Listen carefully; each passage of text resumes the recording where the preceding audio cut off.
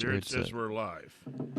Maybe not on. Maybe it's it started on a new stream or a new page. I don't know. Oh, he goes, I can see you talking on YouTube. Okay. Well, that's embarrassing. Well, hello, everybody. Hang with us, everyone. Yeah, it started in a new page. Somebody go to the old one. Oh, yeah. We're there. But then Jared says, then it says chat is disabled. I can't even see that. I'm still trying to figure out why the one thing says that it's... Yeah, can somebody go to the old page and let people that were there know that we moved to a new one? Oh, it changed to a new one? I don't know. Yeah, this is a different thing. Well, that's delightful. Yeah, I don't know. I mean, these still both show offline on here, so that makes me wonder what's going on. I don't know. So, all right, well, we'll hold on. We have a new chat room or whatever? Yeah. I don't know, but then Jared says chat is disabled. People are talking in it. I see it. Oh. Well, somebody said something. Oh. All right, well.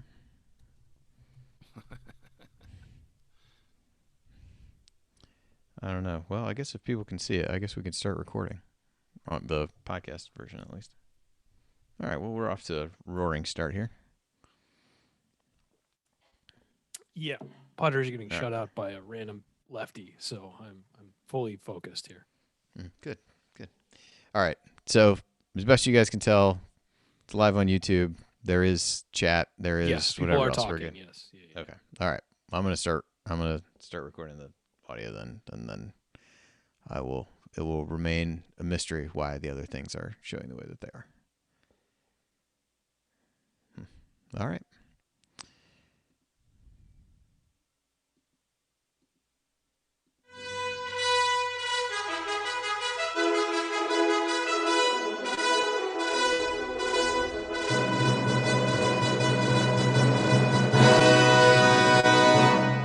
And welcome, Hoosier fans, to this week's edition of Assembly Call Radio, where each week we discuss the most interesting topics in the world of Indiana basketball.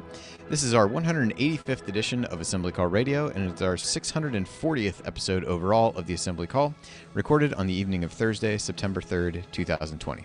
I'm your host, Andy Bottoms. And I am already messing up. And let's begin this edition of the Assembly Call how we begin every edition of the Assembly Call, and that is with our Hoosier Proud banner moment. And Indiana is the national champion. When it comes down, Indiana will be champion. Smart takes the shot. The Hoosiers have won the national championship.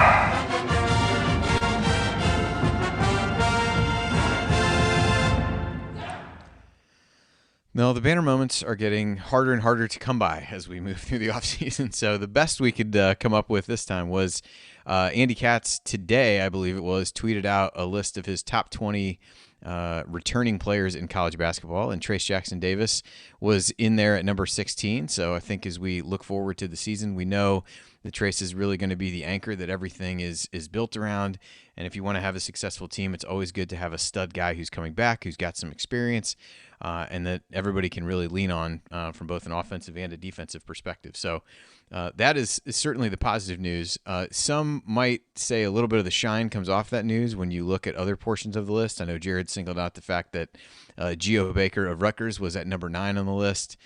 Seth Towns from Ohio State was number 12 in his first year in the league. And then you did have actually the top two players were both also from the Big Ten, so Luka Garza and Ayo Dosunmu. So I think not a lot of complaint about those two. Kofi Coburn also in at number 10. The Geo Baker one probably the one that was a little bit head-scratching, I would say, in a number of ways. But we'll focus more on the positive of Trayce being on that list. I think that bodes well for IU's prospects heading into the season. And as we'll talk about in some of the headlines later, there continue to be, while maybe some different things that we'll be looking forward to this year, things do seem to be slowly moving forward toward actually having a season. So having Trayce in the middle of that is something that we can all get excited about. So with that, let me introduce my esteemed co-host for this week's show. To my left. He remembers the days when a movie cost $1. Heaven help you if you ever decide to pop your collar. Play hard, but remember, fake hustle is a crime. He's the coach and it's Tonsoni time. Coach, what's on your mind tonight? Well, as everyone knows, I'm not much for Instagram pictures and everything of workouts and all of those things, but two pictures as we were awaiting the start of the season kind of cropped up. Anthony Leal flexing and muscling up his new-toned body from Cliff Marshall was good to see. Not so much the picture, but just to understand that our guys are back working. Every university's doing it, but I think our guys with Coach Marshall really do a great job at getting ready for the season. And that has to play out on the court, obviously. And then the freshmen were also, at the grocery store talking about eating proper diet. So they're getting ready for the season. We need to get ready for the season.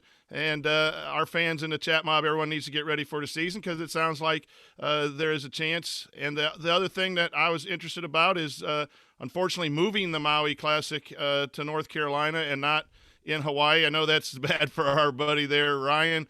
But if they can have some sort of tournament, that's good for getting some non-conference games. So nothing definitive yet to really get excited about in this day and age, but enough to keep you happy, I guess. And to my right. Analyzing players, finding every wrinkle. He hasn't ever hosted, never lifted a finger. He's got all the Well, let me answers. quickly add just one thing about this. Dude just interrupted his own jingle.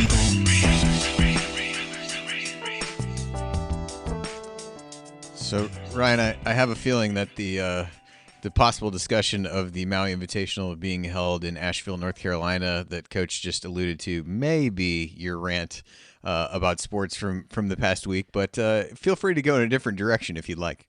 You know me too well, buddy. If the Maui Invitational is in Asheville, North Carolina, I mean, come on.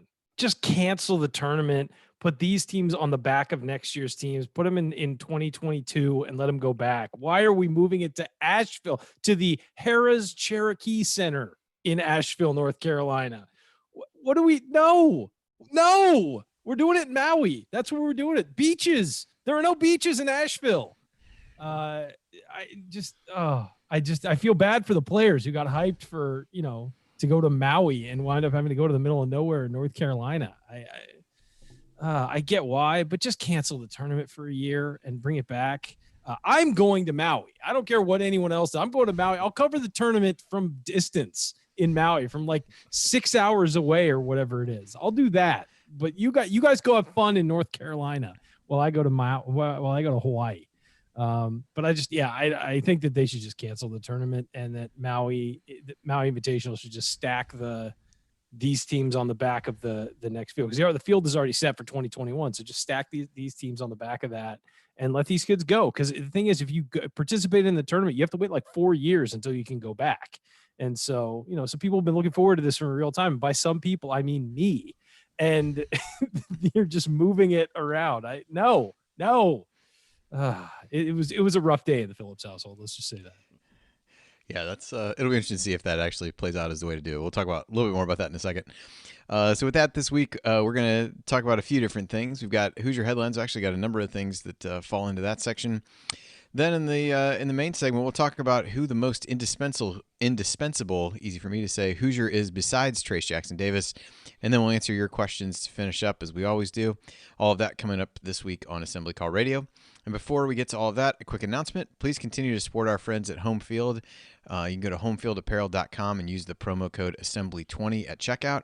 They've been doing a great job of launching a number of new schools, including the Colorado School of Mines, which was this past weekend. Now, this upcoming weekend, based on the not so subtle hints that they've dropped, it looks like Syracuse will be the team. So they've been too supportive of the show for me to encourage a boycott of this big new Saturday reveal of Syracuse, a team that most recently has not made fond memories for IU fans. So perhaps in a way to combat that, I would encourage you to buy IU apparel on that day to maybe offset the what's going on with the Syracuse piece of things. So again, all joking aside, Connor and everybody there is just tremendous. Super comfortable shirts that are a regular part of my work from home wardrobe at this point. So, again, use promo code Assembly20 to save 20% off when you go to homefieldapparel.com. All right, guys. So with that, who's your headlines? Kenya Hunter, the hire that was you guys discussed last week on the show, was confirmed this week. Had statements from both he and Archie Miller. So that is official news, which I think is not surprising to anyone at this point. But anything you've kind of heard even since last week is, more information has come out as they've interviewed more people talking about the addition of Kenya Hunter. It seems like he's already paying some dividends on the recruiting trail in terms of getting some East Coast guys interested that have subsequently received scholarship offers. But Ryan, any kind of newfound things that you've come across on Hunter since last week? The only thing is, I talked to somebody with the program who just said that he's going to fit perfectly, and he's exactly what they needed. That was the thing that stood out to me. It was just it was the phrase exactly what we needed, and I didn't really get too elaborate. Didn't get him to elaborate on that, but it just seems like he's a guy who fits in really well. Is, as you said, going to have some recruiting ties, but also is a pretty decent coach on the floor. And is good at, analyzing things and being analytical about the game and understands the game. As some guys are hype men and recruiting guys, and some guys are, on court cerebral coaches, and he's got a little bit of both of that. So I think that's the positive here, is he can kind of do a lot of things for you. And yeah, any boost in the recruiting game is always going to help, especially when it's out of the region. I know obviously Indiana wants to build inside out, but it always helps to be able to go poach somebody from across the country if you can. So that is something that they certainly lost with Bruiser Flint leaving. So I think that it's a natural fit to have another guy who can go out and do that. Yeah, I think from my perspective, I was on the show last week and so didn't get to talk a whole lot about him. But the more that you read, to me, what stands out is a little bit of what you alluded to, Ryan, is that he seems pretty well rounded in terms of roles he can fit on the staff, which I think is what you want. And it's clearly a guy, based on Archie's comments, that he's really comfortable with, which Coach, I think you alluded to last week. So I think you don't really know. You don't really know about any of this stuff right out of the gate, but I think there's a lot of positive signs with him. And like I said, the recruiting piece is a number of guys that they made offers to this week made reference to their previous contact with him and a comfort level with him. So I think that's a positive. Coach, so we've gotten Ryan's thoughts about Maui potentially being played in Asheville. So former Wake Forest coach Dave Odom is the tournament chairman. He said that they're considering a number of options, but they have every intention of hosting the 8-team tournament. Stanford, being in the Pac-12, is a potential stumbling block, of course, given the Pac-12 stance to not play non-conference games before the Andy, first I've got week, some breaking news as we're recording year. this. Okay. OG Anunoby just hit a buzzer-beating three-pointer to give the Toronto Raptors a playoff win over the Boston Celtics. Wow. Just right there. Amazing. Just breaking news. Boom. Here. Breaking news. And he walked nonchalant back towards the bench. Never jumped up and down. Yeah, total OG. It was awesome. I look forward to the post game interview with OG that will certainly shed a lot of light on his emotions and feelings after the shot. They passed me the ball and I shot the ball and no, that was too long. You said too many words. He would not. He wouldn't be that wordy. So the Stanford thing is one potential hiccup. Odom said we're certainly not sitting on our hands. We want to make sure we have a tournament. That's the only goal. And kind of related to that, the NCAA Oversight Committee, they're eyeing a November 25th start date. They had a few dates that they had thrown out. They talked about that one. Who knows whether, I think that start date brings some questions up. If you look at a school like IU, that's around the time students are going home for a pretty prolonged period of time. So would you try to play conference games then? What do you do with these non-conference tournaments? So Coach, what are your thoughts on not necessarily just Maui, but maybe what, if anything, some of these tournaments are going to be able to do to try to still play? Yeah, a couple things. One, I think the teams that signed up to go to Maui deserve to go to Maui. And maybe there's 2 tournaments at one time or back-to-back next season because, the fan bases and all that have geared up to go. So I think that's a trip for your program that you plan and can only go so every so often. From a basketball standpoint, I do think that there needs to be some non-conference games so that you can have a really good selection come tournament selection time. And the question is going to be, by pushing back 2 or 3 weeks, how many of those non-conference games can you get in? I've seen all kinds of conversations about whether it's the Maui Invitational just moving or getting a group of 8 or 16 teams together in a bubble situation somewhere to play some non-conference games. I think that's a good idea, and I would assume that given not to put too many games in one short time period, that a lot of programs would be interested in getting going before they get into the conference season. I think it's extremely tough to just start out, especially in your tougher conferences. The Big Ten, if you open up on November 25th and you're at Wisconsin and followed by Michigan State at home and don't get a chance to get out on the court, I think that's very tough. So I think it's interesting to try to get these tournaments played in some fashion.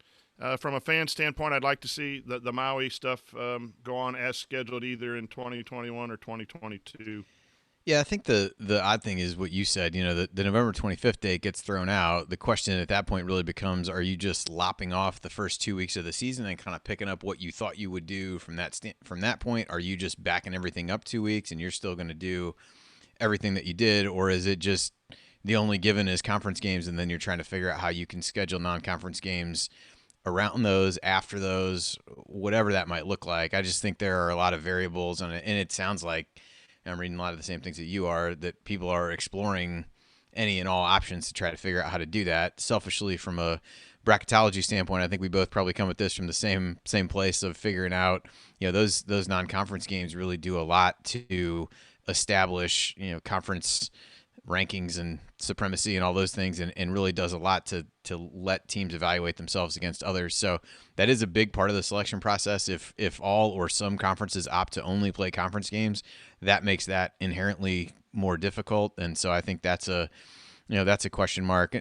Ryan, anything you're kind of reading or hearing at this point that suggests there's anybody who actually has a distinct idea of what this might look like, or is it all just everybody's putting their cards on the table and then trying to figure out what might work best from there? Well, what keeps happening, to use the card analogy, is you have a great hand maybe developing, and then the flop is terrible for you, and you have to readjust what you're doing and readjust your expectations, and that sort of is what's going on here. And people have things locked in, and then 1,000 kids at a college, test positive, and you have to reassess what you're doing.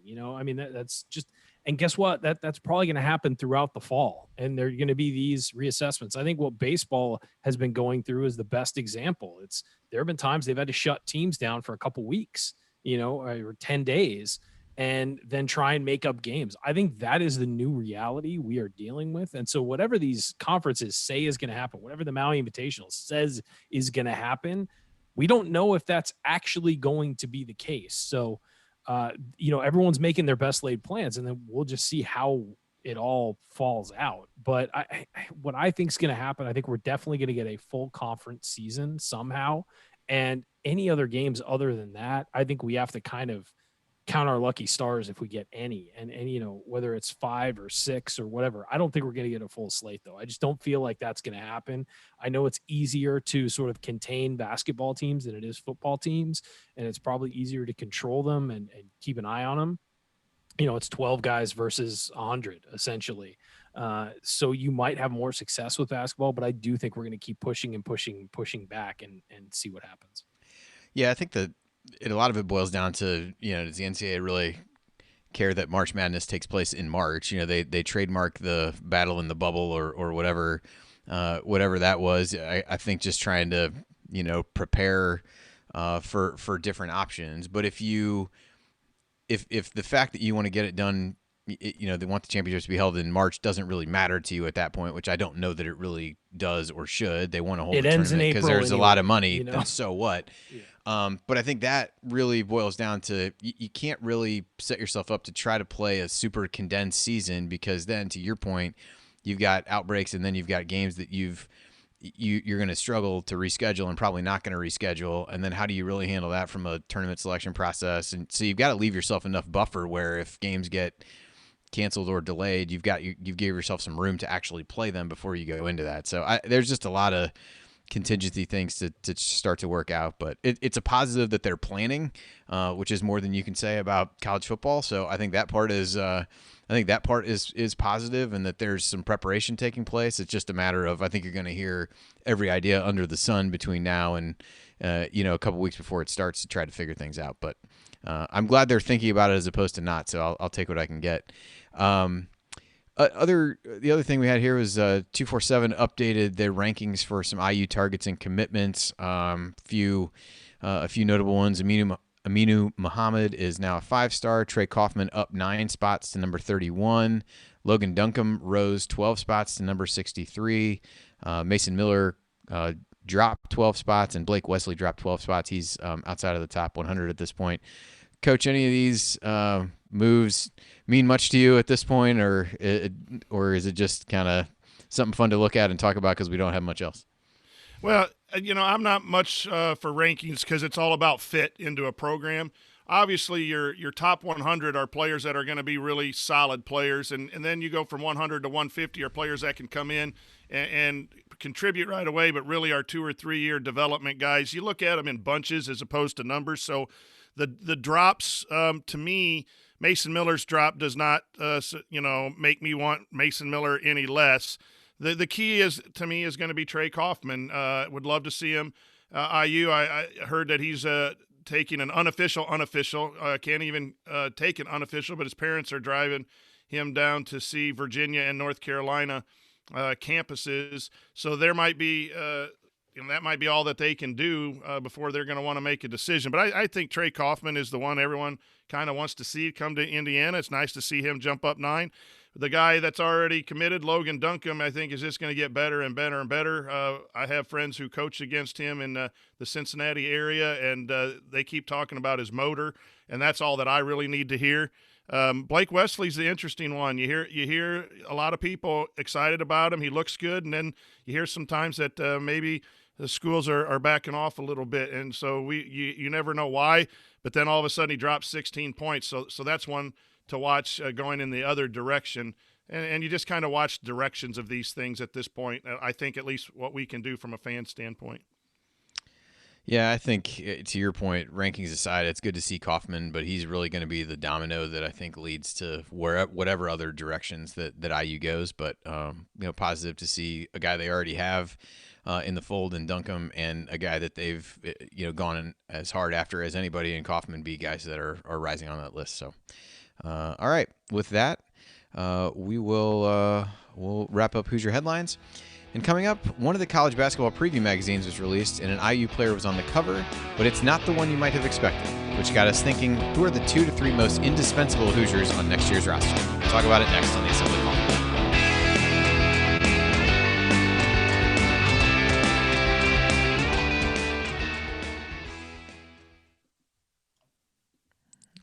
Alrighty.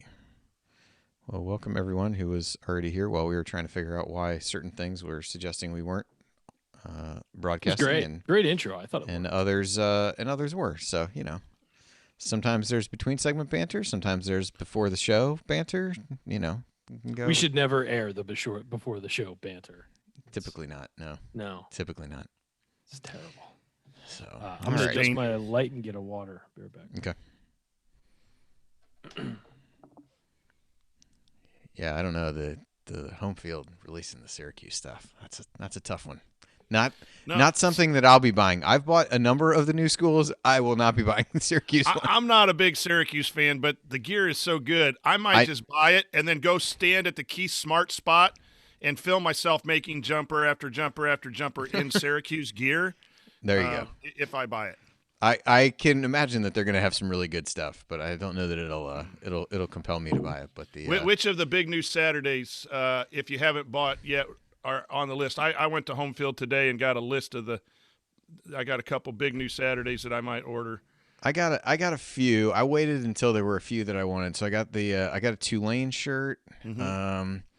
I also finally got the Radford one with Rowdy on it, which was not a big news Saturday, but it looks kind of like Elmo. So that was good. I got a Hawaii sweatshirt I think those were the last 3 things that I got. I'll definitely get something from the Colorado School of Mines for sure. Oh, nice. Once a couple others kind of build up that I want to get. I usually wait till there's about 3, and then the Mass slippery rock order. one was good. The slippery rock with the rock in the fur Yep. coat may be hard to pass up as well. I'm thinking If I Slippery continue working Rock. from home, I can really justify buying all these T-shirts. If I don't, It's then work attire. it's hard to justify. But I like the old blue pit with the yellow script. I think that was pretty good. That one, I'm trying to think. I have my list at school, so I should have been teaching, but I was shopping home field, so Connor should be happy on that. It split screens up and Split screens up, and they just got some good stuff. But that, and I'm not going to get any UConn stuff, but Slippery Rock looked good. Michigan State, I know everyone around here probably will hate me for that, Michigan State, but I like the logo. So I think that there's some pretty good gear on that. I just saw the replay of OG shot. By the way, I posted the Twitter link to it in the chat for you guys. He completely no sells it. He hits the shot and just turns and walks away. standard OG. And everyone's like mobbing him, and he's just kind of standing there. Yeah, and he had to get rid of it 0.5 seconds. He had to get rid of it. He barely quick. caught He it. He kind of short armed it even, and it went in. And the crazy thing is that Kyle Lowry threw it over Taco Fall to the other end of the court, and he caught it. The pass is better than the shot. There's been some really good basketball in the NBA bubble. Really has. And then Really there was the end of the Rockets Thunder awful. game last night. I was like, I'll stay up a few more minutes and watch these last few minutes of this. I was like, the one stretch where everyone was flopping, and then it was just like horrific decision after horrific decision. Coach. And even though it was close, I went to bed. I was like, how did I just watch this? Why did I spend time doing this? Coach, do you agree that it kind of has like a high school tournament feel? Like an AAU or a big weekend tournament feel? Yeah, here's like, I'm not a big NBA fan because of the bracketology. I have 3 college games on and a 4th one on my laptop, and I'm watching the smallest schools, all that kind of stuff. So I don't really watch it. But what I've watched is you have the best talent in the world basketball in a place where they can do nothing but play basketball and practice. Yep. And no sit out by the distractions. pool. There's no travel. The food is provided for them. There's no nightlife. There's none. And you are seeing that talent rise with continuous practice. And, I imagine people are practicing. Well, and camaraderie, what else too. are they going to do? Yeah. Think about like how much time they're all spending together, and they're getting on the same page. And I think really more than see that. any Like, team that's probably helped the Clippers, because the Clippers apparently did not have great chemistry this year. They had a bunch of new pieces, then they made a bunch of in-season trades, and so they're now all grouped together and having to sort of spend time together. Will that pay off? I don't know. Yeah. I was really impressed with that Denver Utah series, how well the ball moved. Yep. They don't have that really 2 up-tempo teams that don't play defense. Yep. That one great one-on-one guy where you could just give the ball and everyone stand still and lets the other guy go one-on-one and play off of that. They had to have a lot of movement and ball movement. And it was just really, Murray and Mitchell. Some of those games with Murray and Mitchell going back and forth was just super fun. They put on a show, yeah. And it man, didn't what do you feel do? like, I know they had ISO stuff, like you said. I mean, I know what you're talking about, because they had ISO stuff, but you also felt like they were getting their points from within the system. They weren't just doing the hard and clear out. Yeah, there's more movement in their ISOs. You have ball screens at top, and you have a flare on the weak side, or you have runners running baseline while the ball screen's happening, and then the extra pass. And then what do? You run at the best player to get the ball out of his hands, and then all these guys can shoot, and it's just 4-on-3, pass, dive to the basket. I mean, it's just beautiful basketball. And I also think the defense, I know the scores are up in the 120s, 130s, but these guys are flying around, Xing out on closeouts to cover shooters. I think this has just been a really solid brand of basketball. Yeah, there we go. It's been good. I mean, it's been entertaining. People have been watching, too. Yeah, absolutely. All right. Well, let's talk next most indispensable guy. So Jared's got this in the rundown here. I can give his take on Al first, and then we can kind of bat around some of the other guys and go from there. Yeah, it's not an easy discussion because there's a lot of correct answers here, in my opinion. Yeah, it's a good question. I think we can get some time out of it for sure. So, all right, I will get us started here in a second.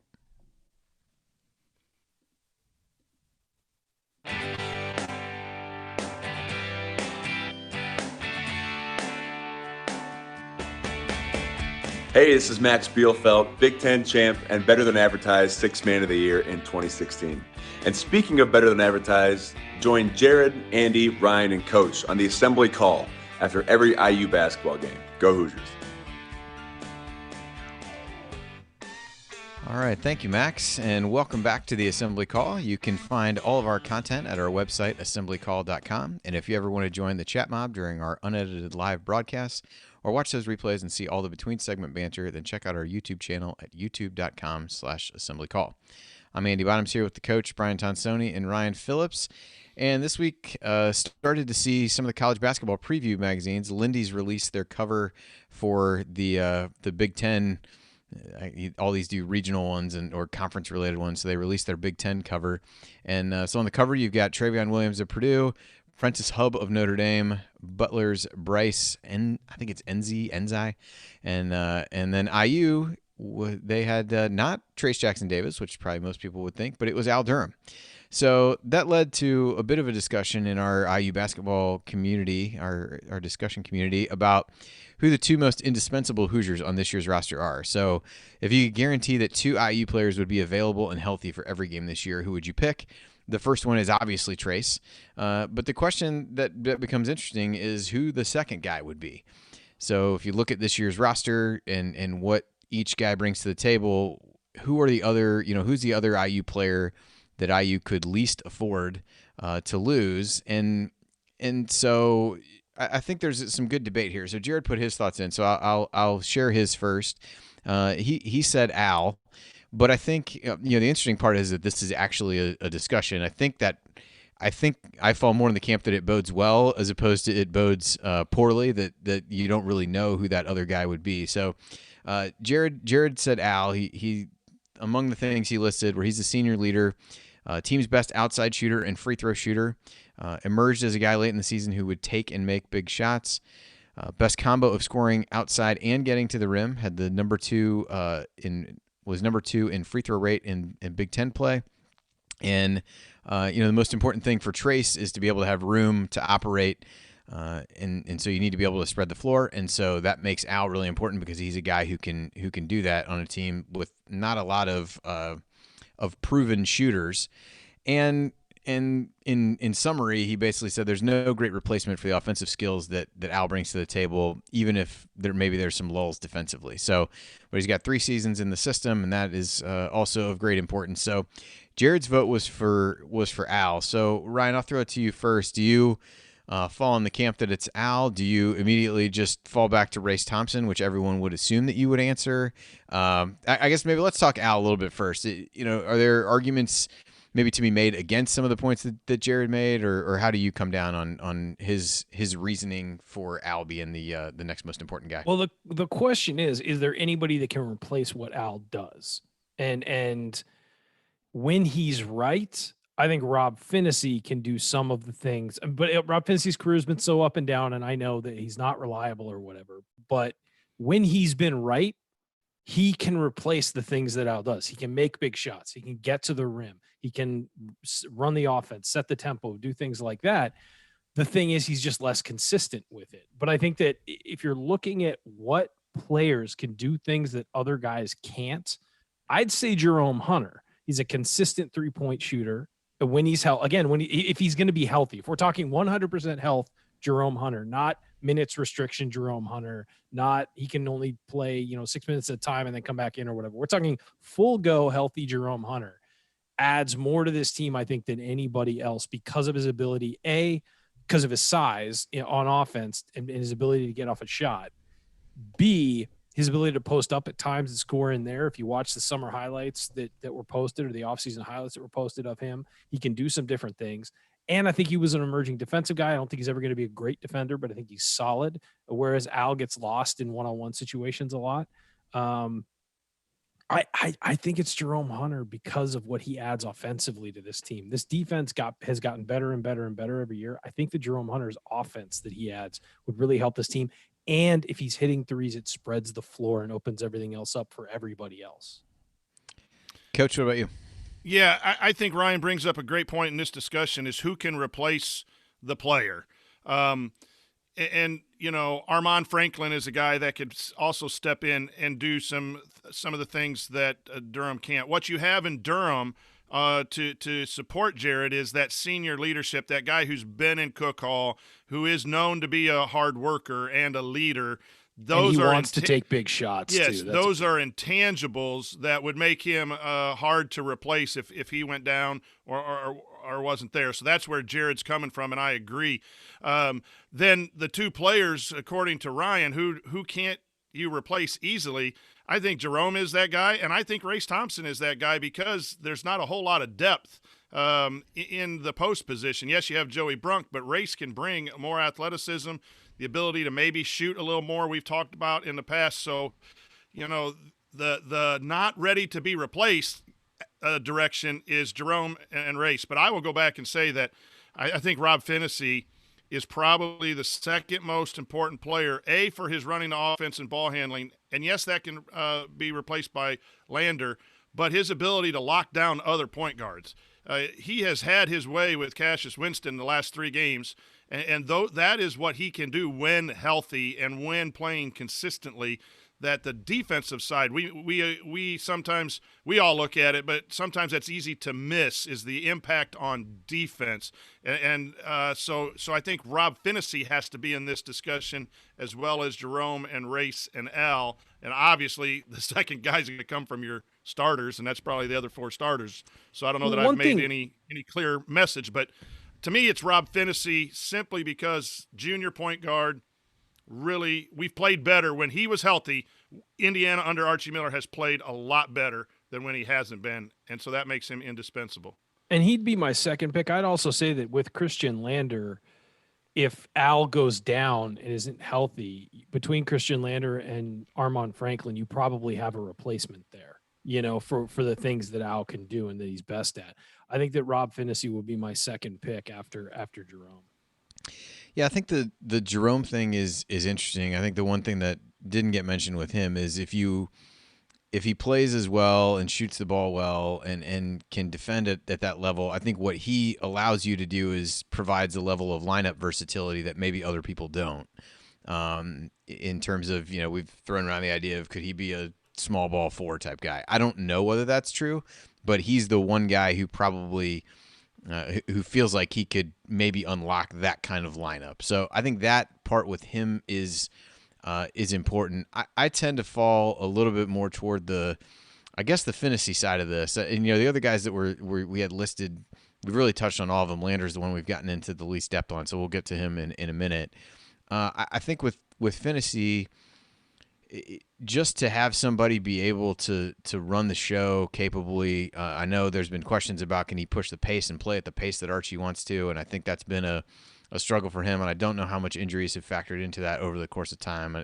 I go back a little bit to what Coach said of, when he's really been right and locked in and played well, you think of the beginning of that Ohio State game last year where he really was shooting the ball well, and even that was after he had struggled a little bit with injury. Got off to a good start, was able to do shoot the ball well, has been a proven defender that he's shown at times. I think those things become really important in a guy who can run the show.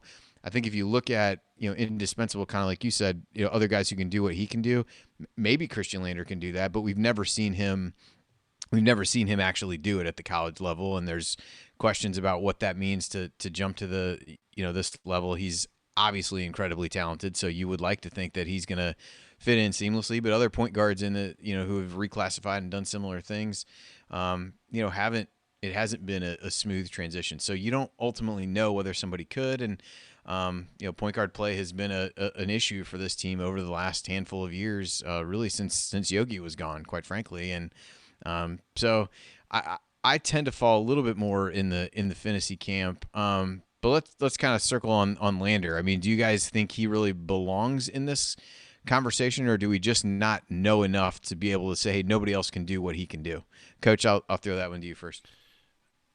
We haven't seen it at the college level yet, but it would not surprise me that a few games into the season, and we have this discussion again, that Christian Lander becomes the second most indispensable guy on the team. Reports out of workouts and practice are that he's picking up, the stuff really, really quick. He is buying in to what's going on, has been a great teammate, a great worker inside the program. That's what I'm hearing from people who are on the inside, that he's really playing well.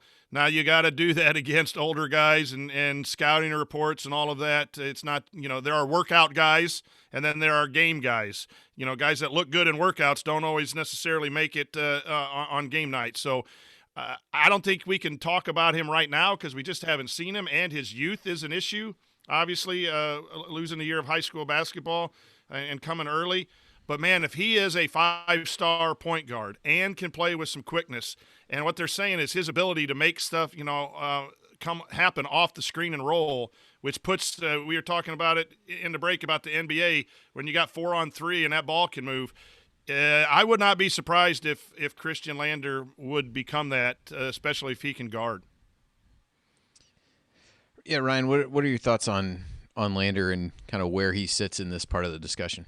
Well, he does things that guys on this roster can't do, as far as just his ball handling and his ability to beat people one-on-one and his vision to break things down. I mean, Rob Finnessy's a fine point guard when he's right. Christian Lander's on another level. He just is. The question is the transition to college basketball. How long is that going to take? Can he do that right away as a young kid in college basketball? We don't know that because everybody's adjustment to that college game is different. And so we don't know what a young kid coming in early is going to be able to do as a freshman. I'm sure he'll be fine, and I'm sure he'll find it. How quickly will he find it? Will it be a 2-month thing? This has been a weird year also. Will it take him longer, shorter? We don't know. So it's such a big question mark. He'll be an effective player at the college level, there's no question. And I think eventually he'll be a star. But when is the question, and when does that develop? And how do the other guys developing and getting better? Are they so much better from last year that it keeps him on the bench a little more than we think? I mean, there are so many factors that go in here. It's just hard to say. But I will say that Christian Lander, you watch him and you watch his film, and it's a guy who is a next level point guard, something that Indiana doesn't really have right now. I mean, and by next level point guard, I mean an NBA point guard. He's a kid that has every ability to go to the NBA and be an effective point guard on the level of the top guys. So that's something that Rob Phinisee, when he's right, is a good Big Ten point guard. He's not, you're not looking at him and being like, oh, that guy's going to play in the NBA and do really well. You're saying that guy could make the NBA and be on a team. Whereas Lander, you're talking about that guy's going to lead an NBA team at some point. So there's just different levels when you're considering these guys. Yeah, I think the Lander one is the most interesting, and maybe because it's the one that we know the least about what it'll really look like. I think if he's able to translate well and translate quickly, then I think he becomes hands down the answer to this, because he's able to play at a pace that other guys aren't able to play at, if that's true. He shoots it well enough based on what you've seen to provide some floor spacing, and he's a guy who can really make plays for others, which is what this team has lacked. So if that transition is a smooth one for him, then I think we look back at this discussion and feel like it probably wasn't that much of a question, but it's really the unknown part of him. So, well, let's circle back to Trayce Thompson. I'm a little surprised, given the two of you, that neither of you has stumped harder for Trayce in this discussion. So, Ryan, as the chairman of the Trayce Thompson fan club, I mean, I think where do you think he fits into the discussion? I think he's in all seriousness? I think he's incredibly important to this team. I also think that with Trayce Jackson-Davis healthy as one of your two guys who definitely has to be healthy, he covers a little bit of what Trayce does, and you need a guard as well to stay healthy, or a perimeter player, and that's why I picked Jerome. But there's no question that he is wildly important to this team, and he's got to stay healthy this year. There's no question of that. Yeah, Coach, what about you with Trayce? I think he might. I mean, all the starters are important, but you can make a really big argument, because I just really think he's going to be a key athletically in the post, guarding the four. maybe starting the 5 if you want TJD to step out. I think this is year 4 for him in the system. I think you're just going to see an outstanding year for him. I'm not predicting all Big Ten or anything like that, but I think he's at a point where he can really maximize his ability, and that just means a lot for Indiana. And I like the way he rebounds. I like his hustle plays, and that's hard to replace sometimes. But but the second most indispensable, it's a guards game. The college and pro game, it's a guards game. And so we already have one post player that's indispensable. We got to throw it over to the guard. The other thing that I was going to mention about Jerome, Ryan mentioned that right off the bat, is he's the highest recruited player other than Lander and TJD, correct? He'd be the 3rd highest on the roster. So there's that potential. He had the injury. He came back last year. Can he reach that top 60, I believe, potential?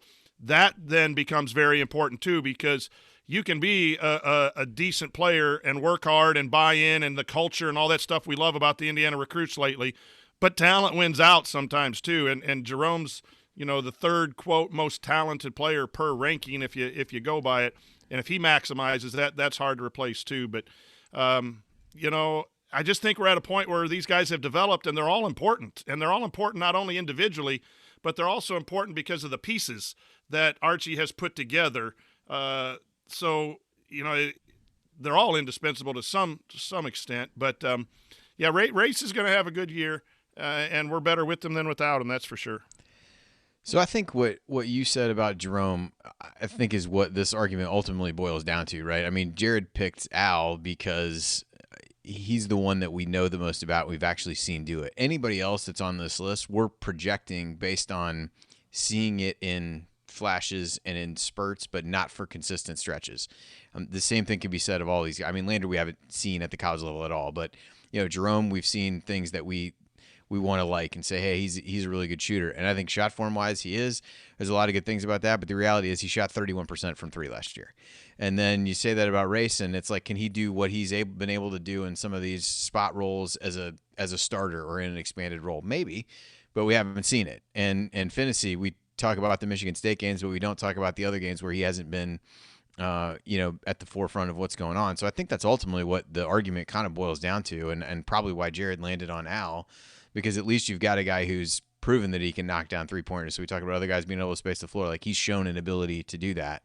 And so it's a little bit of, at least with Al, you kind of know what you're going to get out of him. And then there's the intangibles that you mentioned, Coach. And it's like, it just becomes a matter of how much value you place on what you've actually seen in the intangibles versus what you think these other guys are going to be. And I think that's what makes it a discussion. If it was truly what they'd accomplished, it would be Al hands down. If it's what you think they can be, then the other guys really come into play. And that's where Lander becomes a really intriguing answer to the question if he does it that way. So I think that's ultimately just kind of batting this around for a little bit, feels like where the answer lies. So after all that debate, Ryan, you said Jerome at first. Is that who you're sticking with, or have you been swayed by any of the arguments otherwise? No, I think his ability to spread the floor and open up things for everybody else is what makes him very important. Coach, what about you? Where do you what's your final answer on the topic, if you will? I'm gonna be swayed to Jerome simply because there are other players who can take Rob's place. I actually think Rob is really, really, really important, and would have been my answer. But when Ryan brought it to who can replace, it's really hard to replace the 3-4 position. Geronimo would have to really step up and do some things, in my opinion. So I'm going to go Jerome Hunter. All right. And I don't know. I almost swayed myself to Al through some of the, like, what have you actually seen? I almost swayed myself to Lander by thinking the absolute best of what can be there. I think I'm going to settle on Lander. The argument for Al for me is, again, it goes back to the whole potential thing, and there's so many off seasons in a row. I don't know how many, well, probably all of them, quite frankly, but where we talk ourselves into the idealized version of everybody, and we kind of at least know what you're getting with Al. But I'm going to go against that and talk myself into the idealized version of a guy that has never played a college basketball game and say Christian Lander. Because if he's at his best, and he and the recruiting experts and all the scouting reports are right about his ability to really be a next level point guard, that becomes incredibly indispensable on a team that has really lacked that. So that's an absolute projection of what that could be. But I guess I'll settle in on him and go against what I said we probably should not do, which is think about the idealized version of people. So yeah, what are you gonna do? What fun is it if you just get stuck in what you already know? We're dying for anything at this point, so we might as well go all in once again, as we always do about these guys. So all right, with that we will we'll wrap up that debate, and in our third segment we're going to answer your questions. So stick with us here on the Assembly Call.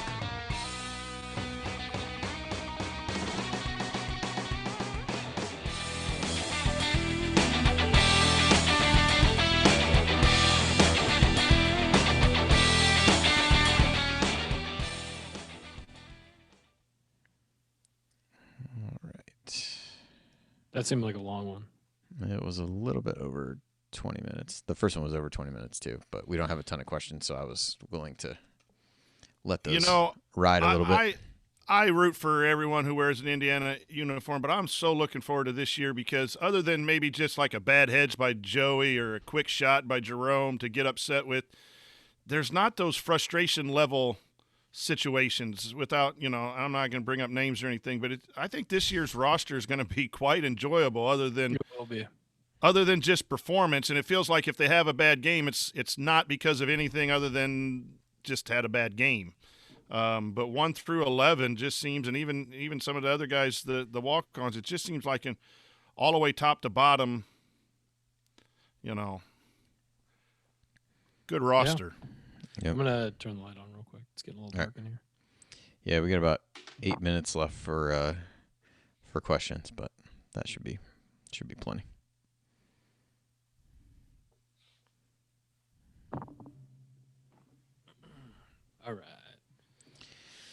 All right, so we just got these 3 questions in here. I'll just take them in this order. The last one is, kind of joking with Phil asking about where Coach finds the good guests for the one-on-one, but I figured it'd be a good way to plug that. Just kind of ask you more about that, less that actual question, but just more about, kind of what you've learned from the first couple and more.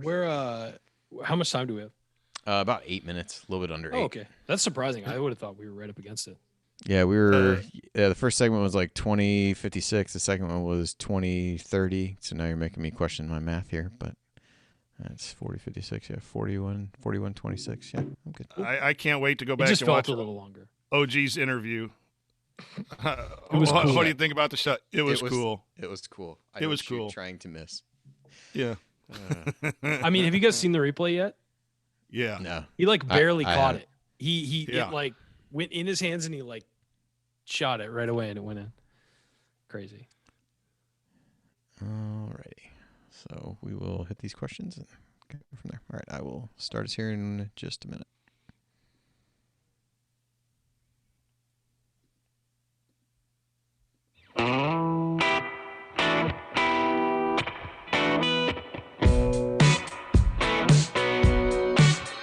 This is Jordan Halls, and I never miss a shot or an episode of the Assembly Call.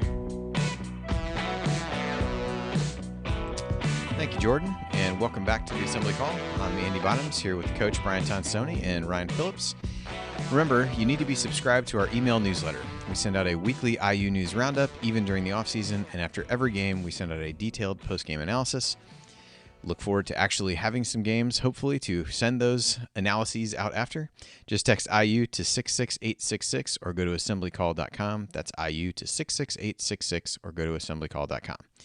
Time now for our mailbag. All questions were submitted via our private IU basketball discussion community, which you can learn more about at assemblycall.com/community. First question comes from Julie. Opinions regarding the rumored Thanksgiving start to the season. What effect would that have? No students is the obvious one. We touched on this a little bit just in terms of where some of these events would get held. But Coach, other thoughts on potentially starting the season then? Other complications that maybe we didn't mention? What's the biggest thing that would be missing? Just your general reaction to, hey, this is when it would start and how you feel. Yeah, the biggest thing from a coach's perspective is you don't want to have a condensed jammed in season where you're playing so many games back to back to back or a day off. Remember when the Big Ten played in Washington, D.C., and they lost a week and had to play the Big Ten tourney early, and they had so many games. As a coach, you like to have rest and you like to have preparation. So, what's the schedule going to look like would be if they are going to push it back to a Thanksgiving start and you lose those 2 or 3 weeks. You mentioned it, Andy. Are you going to pick up right there and start the season and condense it, or are you going to chop off some games? But I would lobby for making sure we have enough time in between games and you don't play, 5 games in 10, 11 days trying to make up games. Have a season, but have it so that you can rest and prepare within the shortened season. So Ryan, outside of Maui potentially moving to Asheville, North Carolina, what are the biggest challenges you would see of starting the season at that point? Honestly, I think that's probably the right time to do it. I think that, again, no students on campus. You have a chance to really shrink the circle that players are involved in. I think that obviously the issue is condensing the season, and if you're going to try and fit in non-conference games, that's the issue. I do think you need to start playing before January 1st, though, to get everything in. Otherwise, you're compressing that massive conference season into a calendar year. And also, I mean, we don't know, as you mentioned earlier, we don't know, are they going to move the tournament back? Are they going to, schedule conference tournaments all the same week instead of spreading them out over 2 weeks as they've done before and things like that? There's so many variables we don't know, but I think a November start sort of makes sense. I know the Pac-12 has said they're not playing anything until January 1st, but again, these conferences make these rulings and statements, and then they're sort of like, well, things look a little better. Maybe we could move it a little earlier. The students are on campus and practicing anyway to some degree. They could probably move that start date up or back or whatever. I think aiming for Thanksgiving or around that week seems like the most logical way to do things for basketball. Yeah, I think we're also going to clarify, we're also going to have football as an example for basketball. And what happens with football, if it's played, you're going to get to see, okay, well, no, maybe we should move it back because of these factors, X, Y, Z. Basketball has the benefit of that.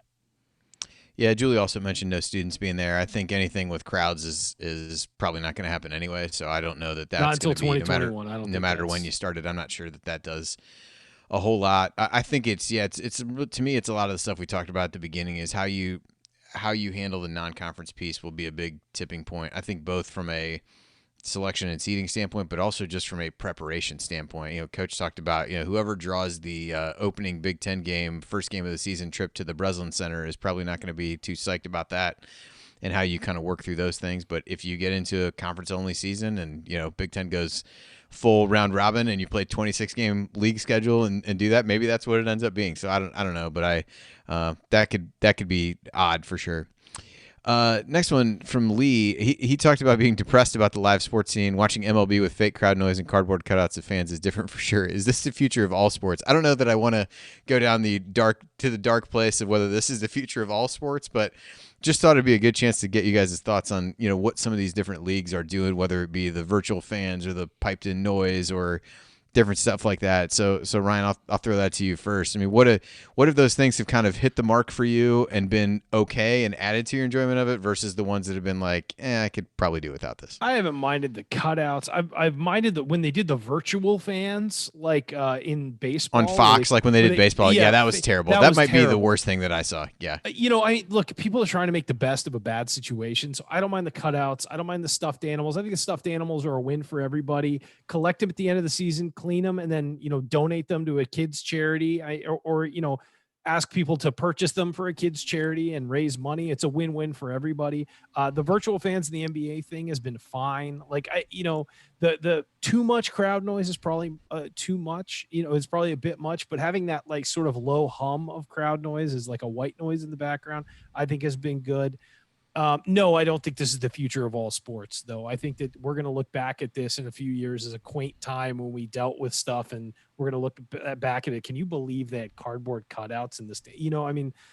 People are making the best of a bad situation, and I applaud them for their efforts, even if some of them have fallen a bit short. Coach, what about you? Yeah, I'm glad sports are back. It's been a long time without them. I do miss watching them with fans. There's just another energy, and there's just juice to sports. That's why we like sports. I miss being there.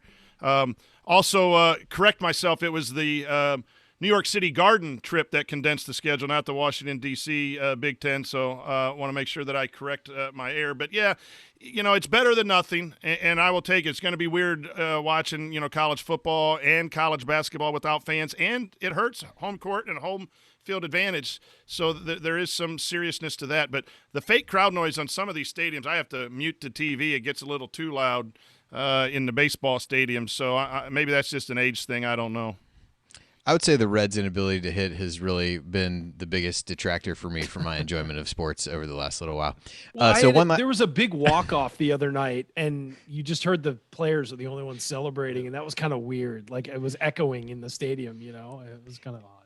Yeah, some of it would be interesting. I think when you think about football and what that's going to sound like and how much more of that noise you pick up, you hear a little bit of it in the NBA stuff. So I think some of it is kind of cool. It makes it a little bit more to use the word you said earlier, Ryan, quaint, but I'm kind of like you. I find it hard to get too upset about any of it when everybody's just trying. It's not like anybody knows how to produce a game during these scenarios and do different things like that. So everybody's intentions are good, even though some of these things have maybe missed the mark and that you wouldn't want to. But like I said, I think we'll take what we can get at this point. That's it. We're done. No more questions.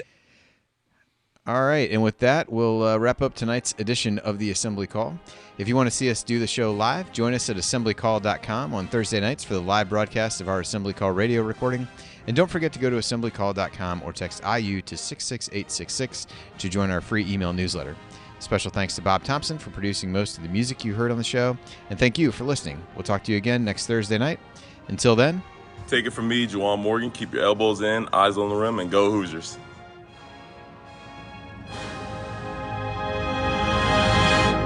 Thank everybody for coming out. All right, I got to get out of here, folks. Thank you. All righty. So I will say we did have one question that we didn't quite get to because I didn't think we'd be able to do it justice. But Phil sent in a question to Coach. Where do you find the outstanding guests for one-on-one with Coach Tonsoni? Phil was one of the guests, so yeah. He probably knows where you found him. But I did want to give, and we'll throw this on the podcast. But I know, Coach, you've done released two of these so far, I believe. I've got them queued up to try to listen to. I've had too many meetings at work to actually be able to listen to them this week. But I know Jared sent us a text about how great they were. So any big kind of takeaways or your impressions from doing the first couple, aside from where you find the fantastic guests? Yeah, well, it's called One-on-One with Coach, and I decided that members of our fan community that are members that want to talk about their Indiana fandom, that I would interview them for 20, 25 minutes about how they got started and what it means to be an Indiana fan. And so the idea just popped, and these people get a hold of me, so they're very anxious of telling their story. And Phil paid me some money. No, Phil was great interview. Didn't send me any side money or anything, but I will take it, Phil, if you're listening. So, but I have two. We have two that are out in the community. I've also interviewed two that are in production. They're just waiting to go out once a week, and it's just it was just an idea, and I didn't know how many people would want to. I have two more scheduled, and hoping to just continue this for a while and let people tell their story. And it's just been fantastic. And you always hear the story about how older people live vicariously through younger people. Well, I'm living vicariously through a couple of these older fans that we followed. Phil was a student, a freshman in 74, 75. So his first 2 years on campus, they lost one basketball game. And, that's kind of crazy. That's good. And then it's good timing. They say timing is everything. That's pretty good on Phil's part there. Yeah, and the other guy's talking about the Van Arsdales, watching them play and in the old field house. That's stuff that I didn't get to experience, so it's really cool. But the best thing is to allow people to tell their story, and you could just see the love of Indiana basketball in the four people that I've talked to already, and it was a fun thing to fall into.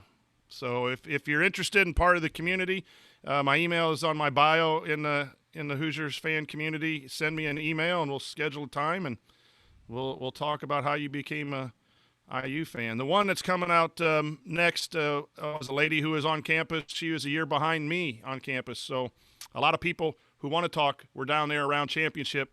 So far, I think everyone that I've talked to either was in there before the championship in the 60s or was down there in 76 or 87. So a lot of fun.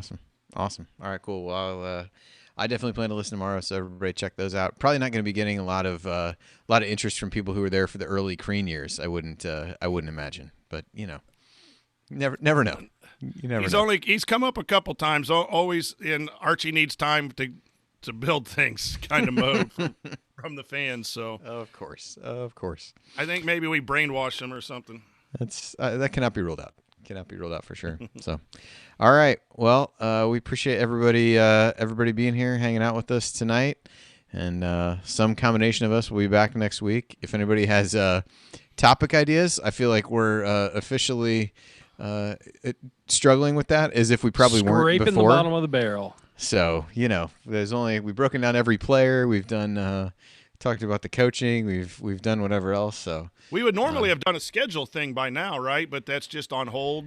They haven't officially announced it because they're probably gonna. Yeah, because I don't think there's enough where we could at least kind of talk about what that might mean from a bracketology standpoint. So yeah, if anybody's got good topic ideas, we're open. So, but again, appreciate everybody else, guys. Good talking to you, and Alrighty, stay safe, everyone. Yep, we will talk to everybody next week. All right, thanks.